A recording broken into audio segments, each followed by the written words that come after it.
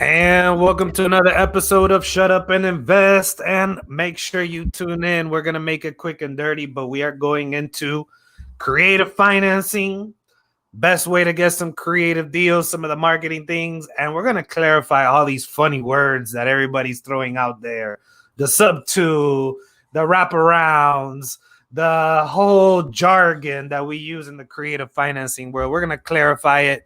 We're going to clear it up. We're going to give you guys the foundation.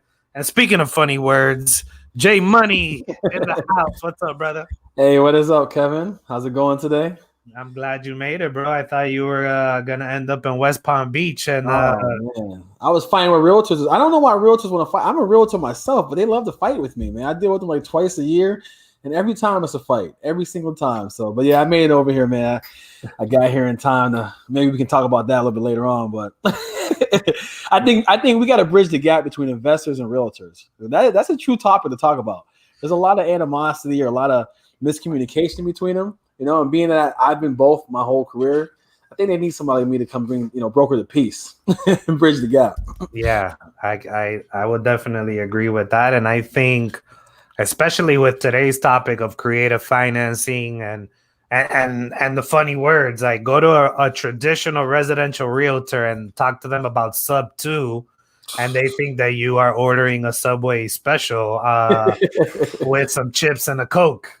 I just told somebody, man, they think you're committing a crime, right? I mean, they literally think you're committing a crime if you bring up something that's not inside the box, right? So Right. I'm gonna help them out, though. I'm gonna help them out.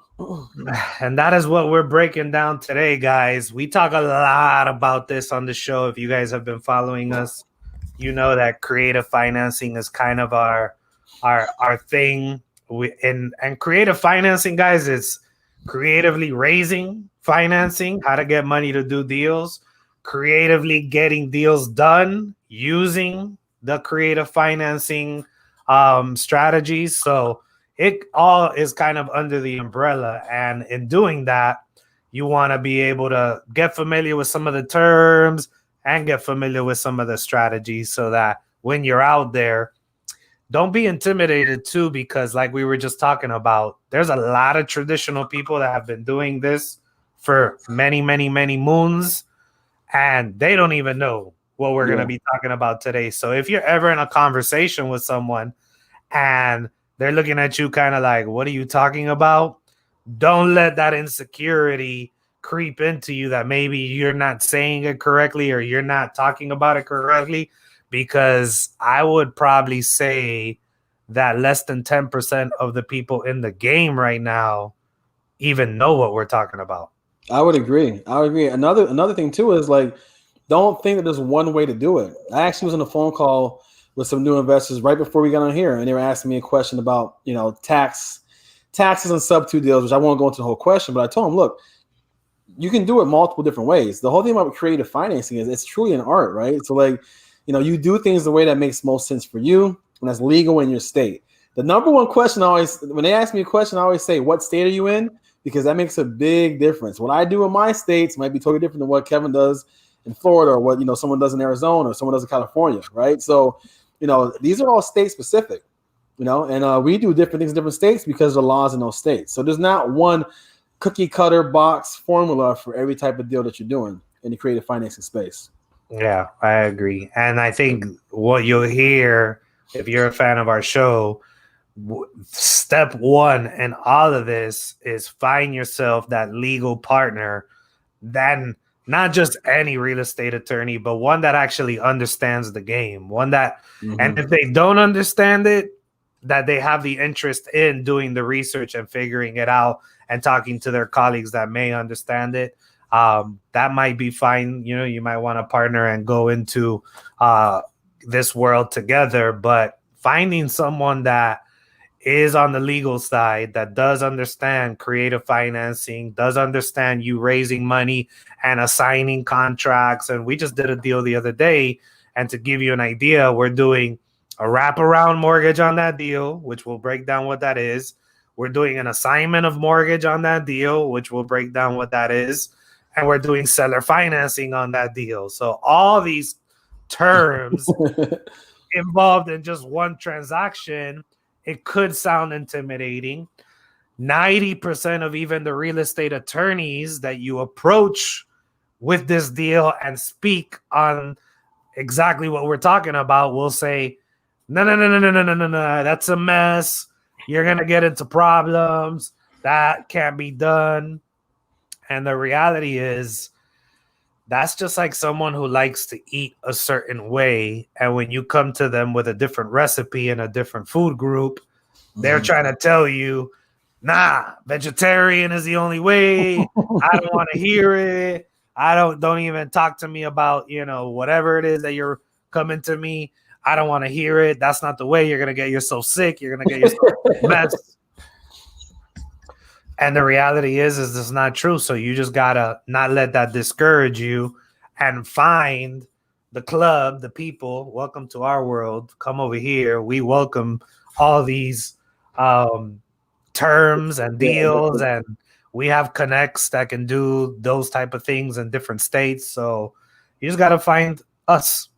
Yeah. Your tribe. Right? Yeah. You got to find us. Got to find the cool kids. Yeah. So why don't we break down that deal that we just closed and some of the terms and well, let's break down how you even found it, because one of the questions that we got today in the Facebook group, that if you're not in the Shut Up and Invest Facebook group, it's free. What you waiting for? Go on in there. We will let you in as long as you promise not to be one of those spammy people posting 24/7 some type of product or offer. But if you want to just hang with us, join us at Shut Up and Invest Facebook group. Definitely. So what's up with the deal? How do we find it? That was it was a text lead again, right? Another text campaign. Shout out to Batch. I don't get paid by Batch, but I use Batch, and I've used a lot of different providers for data, and Batch has been the one that's been the best data for me, right? So it was a text campaign, a vacant house actually campaign. And this seller was they live in Tennessee now. They bought this house a few years ago, and they just couldn't fix it up because they were in Tennessee, a husband and wife. And we went out there to the appointment. I actually ran this appointment. You not only go to very few appointments ever. I actually was in Pennsylvania and ran this appointment on this one. And we got that one through a text campaign lead. We were able to get the property locked up for a certain price that we got it locked up for. And then we had to find an investor who would then sell us sort of financing to our end buyer, right? And so we ended up doing seller financing on the front end. And then we ended up wrapping it, which means all that wrap means is I'm buying it with seller financing terms, right? And I'm doing a wrap with my terms to an end buyer. We end up wrapping it to another end buyer. Right. So a couple of things. Let's break down some of the jargon. Let's break down some of the strategies. So we targeted vacant houses. Vacant houses, yeah. So the type of data, right? So when you're out here marketing and you're fishing, so that you guys can kind of get what we're talking about, we're fishing not for bass. We're not fishing for catfish. We're fishing for vacant houses. Yes. So owners that do not live in the property. Was this fully vacant or just non-owner occupied? This was fully vacant. So it was a non-owner. It was a non-owner occupied, right? So an investor owned it, and there was nobody renting the property out or anything. So Perfect. It was vacant. And we text vacants once a month. We're doing it once a month, right? We pull our vacant list monthly, and we text that list monthly to every market we're in. Perfect. All right. So the target is vacant. So when we're focusing on the data for this particular campaign, we're looking for houses that are completely empty. The owner lived in Tennessee, responded back. Now, the owner sold it on seller financing terms. And the way that conversation came up, Jay, you were the one that had the conversation or one of the team members? Correct. I was the one that actually negotiated the terms, yeah. So in my company, so I still negotiate. So I don't get in until it's time to negotiate. So I negotiated the terms in that one. Yeah. And I mean, it was a free and clear home. They didn't really need the cash up front. So they just said, hey, well, we confused that. We actually used private money for that property. Now that I think about it, Kevin. Oh, yeah. I that deal, right? Yep, we bought it. Okay. No, so we didn't do seller financing. We paid it off and we did private money on that. So we have investors that want to partner with us on deals. that we build a relationship with. So if you have some money and you want to do a deal with us, reach out to us because we got deals like this all day long. And basically, this investor wants to get a monthly check without having to worry about being a landlord. So they want passive income, but they do not want to worry about if the toilet breaks, if the roof, do I need to do this? No. So how do we do that? We basically we become the bank. So we partner with them. We become the bank. This seller from Tennessee wanted X amount price point. We pay them off with now our private financing relationships. And then now we own the property. And at the same time, we've been marketing it as a seller financing deal. On the back end, correct. Right. So we're finding a buyer who's interested in buying this property off of us and wants to take this over. And instead of them having to go out and get a loan, that we tell them that we can offer them the terms to buy this, and they don't have to worry about going through all the paperwork and the headache and the bank and all that, and we could get this deal done fast. Fast, definitely. Yeah. So then we take that deal, and technically what happens is we owe a certain amount of money to the money we borrowed to buy this deal. So there's that mortgage, right? The private mortgage. But then we sell it to the person who's buying it from us on a seller financing. They accept the terms. So we essentially wrap that mortgage on the mortgage that we have. Correct. And that's key that you said that, because I think people think a wrap is only when you sell to me on seller financing terms, and then I sell to my buyer on seller financing terms. But a wrap is wrapping around anything, right? So if there's any kind of underlying lien on the property that you have to pay on, and then you sell it to somebody else with terms, you're doing a wrap. That's all a wrap is. A wrap means I don't own it free and clear. I have an underlying mortgage or a tax lien or whatever, and I sell it to somebody else and create a new mortgage. That new mortgage is a wrap. So that's what that is. Yeah. And obviously, wrap is self-explanatory. Gift wrapping something, you're wrapping it over something else. So we're wrapping one mortgage over another. Everybody knows it. There's no secrets. We're not hiding anything. This is where you got to have your legal team that knows exactly what to do and how to do it. So part of the questions that we had in the group today, which works perfect for this, is the type of title. So is it what kind of title? What are the terms of title? And what does it mean? So want to break that down? Yeah, so was the question, you had the question right now, it was what kind of title do we take? Does the end buyer take or do we take? Yeah, so both. Both. What's the difference between land contracts, land trusts, deeds, all that good stuff? Perfect. Okay. People, and I know I get asked this question daily about land contracts, okay? So for this example that we're talking about right now, in this deal, we got private funds to buy the house, okay? I purchased the house using a mortgage and a note, got a warranty deed at closing, then wrapped it to an end buyer, right? That end buyer, we sold it to them on what's called agreement for sale or contract for deed, okay? So a contract for deed, agreement for sale, land contract are all the same thing, okay? We're creating a seller financed note. The only difference between using a mortgage and note the way I bought it and the contract for deed is the contract for deed buyer does not actually get the deed until they pay off the loan. Okay, so it's like a layaway plan. Yeah, they have all the same rights as any other homeowner. Okay, like it's not a huge difference between the two. Only difference is they don't get the deed until they pay off the loan. Okay, and from my experience, in the states where I was doing sort of financing transactions that's just the way we did it. I didn't even know that you could do it. Like, you know, I knew you could do a mortgage and note through a mortgage company, but anything between two individuals was always done on land contract, agreement for sale, or contract for deed. So, you know, there wasn't even any other way talked about, right? That's very similar to when you buy a car, that you don't get the title of the car until you pay off the loan. Exactly. It's the same way, right? The only difference is if Kevin loans me to buy a house with the mortgage and the note, I get the deed at the same time, right? So because I have that underlying mortgage, I don't want to transfer the deed. What do people always say in sub 2? They're worried about the deed transfer triggering a due on sell clause, right? Well, I always say, why don't you just do a contract for deed and the deed never transfers. People do lease options on sub 2 deals. When they do a wrap, they wrap with a lease option because they don't want to transfer the deed.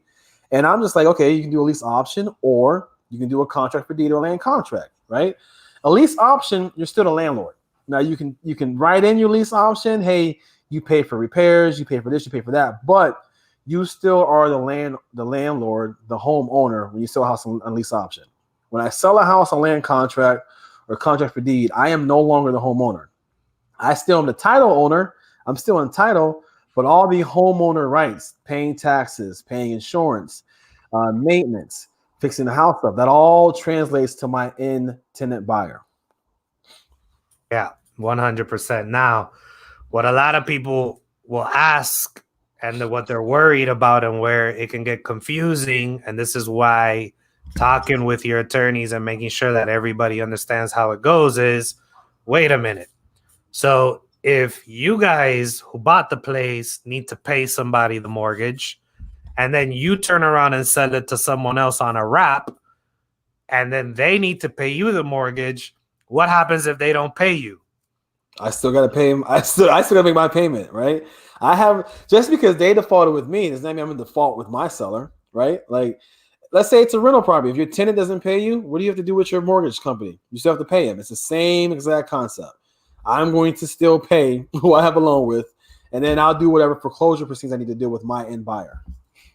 Exactly. Now, if you need to foreclose on one of them, then that is where you need to be very clear on how your area and your legal system works for the market that you're in. And that's what you guys need to be able to be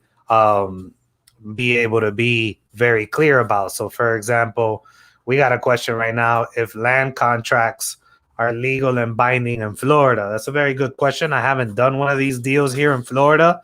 And what we'll actually do, which is probably a good idea for our next show, is I'll have one of the Florida attorneys come in and we'll talk about this strategy, and we'll see how they would structure it. And then we'll get one of the ones we should get a couple of attorneys from different markets and bring this up and have them talk about what their perspectives are. That way we have a couple different shows in different markets so that people know what works and what doesn't. So, I mean, from my understanding, contract for deed, remember, if you tell a lawyer contract for deed, don't know what it is. Contract for deeds are legal in Florida, right? It might not be called a land contract. Again, in Michigan, we use a land contract form, and there's two forms. There's a land contract form, and there's a land contract memorandum. The memorandum is what you record with the county that puts your interest in title. Okay, in Pennsylvania, we use an articles of agreement. It's the same exact structure. It's just a different name for a form. But a contract for deed is legal in those different states, and it's, from what I understand, it's legal. It's legal in Florida. I know it's not legal in Texas. A couple other states it's not, but in Florida, unless I've been told wrong, a contract for deed is legal. But we'll ask a lawyer and clarify that for you. You guys will come to find out that we will avoid any legal questions on this show. Exactly. I don't want to say nothing. You will come to find out that even if I know, I'm gonna tell you. I'm gonna bring an attorney on board. And then the funny part is, we've had a couple of attorneys on the show. If you listen to those shows, the first thing they say is, "This isn't legal advice," and they give their disclaimer. Mm-hmm. And listen, at the end of the day, it should be that way. I check my lending guidelines, and I check my title guidelines, and I check everything that has to do with anything legal and title almost on every transaction, even if I know and I've done it a bunch of times, because you never know when there's an update. You never know when there's a change. You never know when your attorney or your legal counsel just went through something that made them tweak the system. So we get loan docs. We don't use, for example, a template. I get loan docs drawn up fresh on every single deal, because this I learned many, many years ago when I first started doing these deals. My attorney was like, listen, don't ever let me do a template, or don't ever let me get lazy, because I'm always, based off a new case or based off of new situation, I'm always making things bigger and better. So if you're using my 2008 version, you're missing out on how many years of evolution of my knowledge. So I'm That's why always going Tweaking. fresh. That's why you see, if you're a realtor, that's why your forms change almost every year, right? Every year they give you a new update to your forms because their lawyers are constantly checking case law to see, oh, this happened, oh, that happened, oh, we got to change that. So you want to make sure you're keeping that stuff up to date. Yeah. Jason wants to know if we could recommend sub-2 closing attorneys in Sarasota. So we actually have a connect for nationwide. When you guys go to shutupandinvest.com and you download the new training resources in the resource document, we're going to put all our connects and we'll have our nationwide teams on there that you guys can reach out to as well. So make sure you get our training and you'll have access to that. So for sure. And we welcome all type of suggestions. If you guys have somebody really good that you can put your hand on the Bible and say that they're the best of the best, let us know, whether it be softwares or connections. We're always looking for bigger and better. Definitely. We got a question from Aaron. How do you find your wrap buyers? Again, I know we've said this before, but the same way we find any other buyer, cash buyer, wrap buyer, the same exact way, right? I think last week's show, we did a whole show on it, didn't we? Or a week or two ago? I think we did. I think it was last week, yeah. But we'll go over our buyers list. Number one, our buyers list is a number of research for our wrap buyers because when we get a deal that we sell on sort of financing terms, we get so many more buyer submissions. Our Carrot site gets buyers every single day, right? So our buyers list, number one, social media, so Facebook Marketplace, Facebook, Instagram, Twitter, all those resources, right? If you can, list on MLS with your terms under there, right? But the same way you market for a cash buyer is the same way you market for a wrap buyer. And I'll be honest, probably 70% of my wrap buyers are also cash investors. Like I have a wrap buyer that's going to refinance out. He bought this house 6 months ago from us on terms, right? On land contract. He emailed me yesterday. He's cashing us out in 30 days, right? It's a cash buyer who buys houses from us on cash, but this deal need a lot more work. He didn't have enough opportunity to go to his own bank to get a mortgage in place. So he went through us and bought it on a land contract. So a lot of our buyers are our cash buyers, right? If they're going to buy it cash, they're going to probably be happy to buy it with, 10% down and put that money into the work and be able to stretch it out. Yeah. And that's the conversations as you build relationships with them you want to have with your buyers and with different people you meet. Because some of them may not even know that they could do that. And they're just used to buying things one way. Yeah. And then when you come and you have this type of conversation with them, you blow their mind and they're like, wait a minute, what? Yep.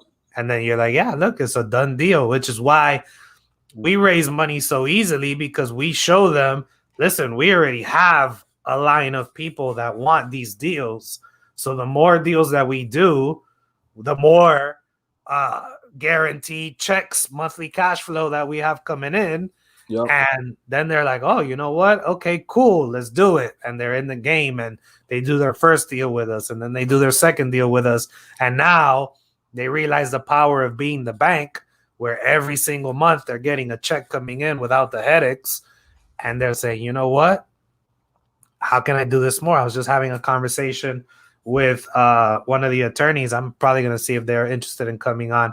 They're buying these notes. They're structured notes.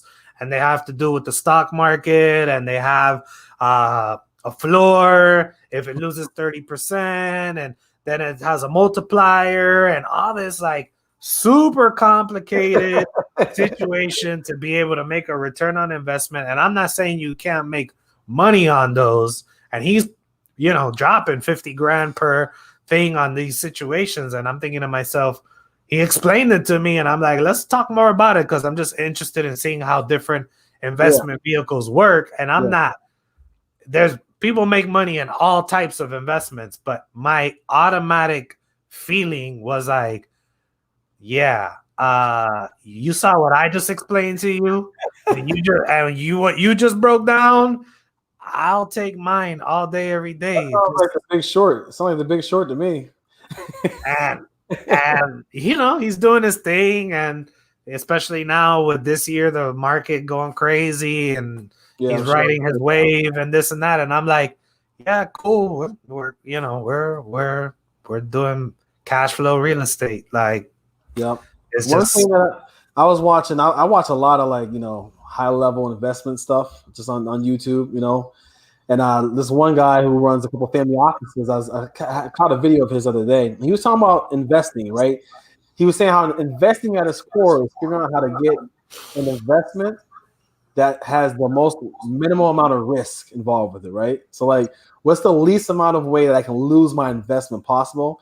That's what good investors invest in, right? So, I mean, these deals right here, when we look at these deals, okay, we say, okay, what's the worst that can happen? The end buyer doesn't pay, we foreclose, right? But we still have a home, we still have a property that we can then go market again to another buyer, right? Or if we needed to, we could still sell this house, fire sale, get what we put into it back, right? That's how you're not losing, your money. So I mean, that's what that's comfortable at. A lot of derivatives and credit, all that other kind of stuff. To me, the floor to me is too far of a floor, too low, too much of a risk for me to actually spend amount of time to go into them. yeah. And it's like, okay, well, do we have to fix up these properties if we foreclose on them and the person damaged it? Well, it depends. We could find another investor that wants to do that and just give them a good deal. Hey, listen, you go in there, you rehab it, and here are the terms that we'll give you, which covers our money and covers our cash flow. And you go in there and do the work. Like when you're connected to a group of investors, if you give them a good opportunity for them to make money. I was gonna say that. That's the key, right? Don't be greedy, right? I mean, I told somebody today, like, listen, the goal is not to be greedy on these deals. We're doing these deals, in bulk. So we're not trying to be greedy. We're not trying to make, get rich quick on one deal, right? When we do these deals, we're making sure that everybody involved, our investors winning, we're winning, our end buyers winning, right? The sole key to these is structuring the payment so it makes sense for your end buyer so they're not being stretched to make that payment. If you do that, everybody wins and we can keep this thing going, for infinity. But when you become greedy and you want to get all that at once, right? You burn your investor or you burn the end buyer, that relationship is gone.